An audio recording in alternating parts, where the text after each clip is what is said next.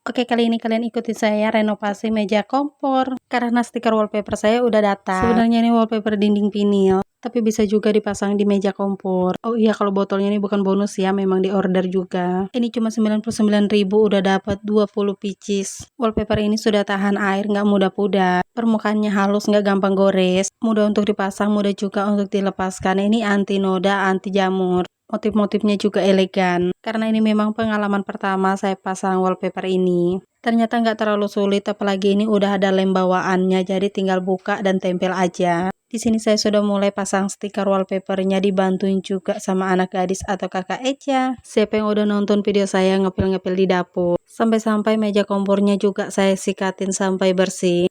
Karena memang udah ada rencana untuk masangin wallpaper ini. Dengan kondisi meja yang berminyak itu nggak bisa dipasangin wallpaper kayak gini, makanya itu saya cuci dulu. Karena saya memang benar-benar menunggu mejanya kering, jadi ini setelah 2 hari saya nyikatin mejanya baru dia dipasangin wallpaper ini. Yang bikin paling lama saat pemasang wallpaper ini yang ngepas-ngepasinnya supaya dia itu kelihatannya rapi. Belum lagi ditambah drama dari Elisa, ini kita yang tempelin, dia yang mau cabutin. Oke, akhirnya pemasangan wallpaper di bagian atasnya selesai juga, dan ini tinggal pemotongannya aja supaya rapi. Sekarang saya lanjutin lagi pemasangan wallpapernya di bagian bawah. Jujur masangin wallpaper ini susah-susah gampang. Gampangnya itu kalau bagian nempelinnya, yang susahnya itu ngepasinnya. Karena saya nggak bisa asal-asalan tempel, harus benar diperhatikan posisinya, udah pas baru bisa langsung ditempelin. Oke, yang saya pasang wallpaper ini cuman bagian atas aja, karena di bagian bawah itu untuk yang panas-panas takutnya nggak tahan. Sekarang lanjut lagi ke bagian keduanya, saya mau bikin rak untuk di bawah meja.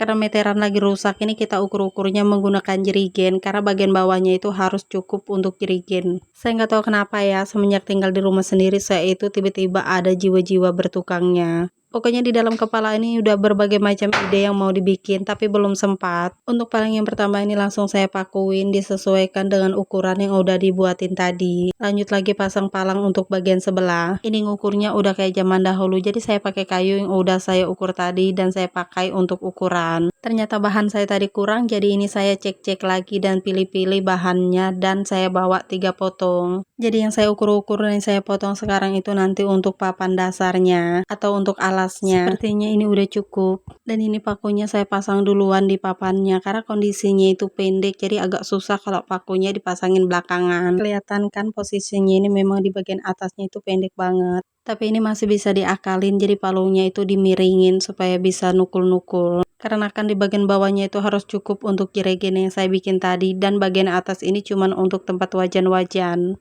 Tadi juga udah saya tesin wajan yang paling besar yang kami punya itu cukup. Akhirnya renovasi meja ala sayanya udah selesai, tinggal dibersih-bersihin aja. Karena udah selesai, jadi meja kompornya saya balikin lagi ke tempat semula. Yang terakhir nih saya balikin lagi kompornya ke atas meja, dan yang lainnya tinggal menyusul.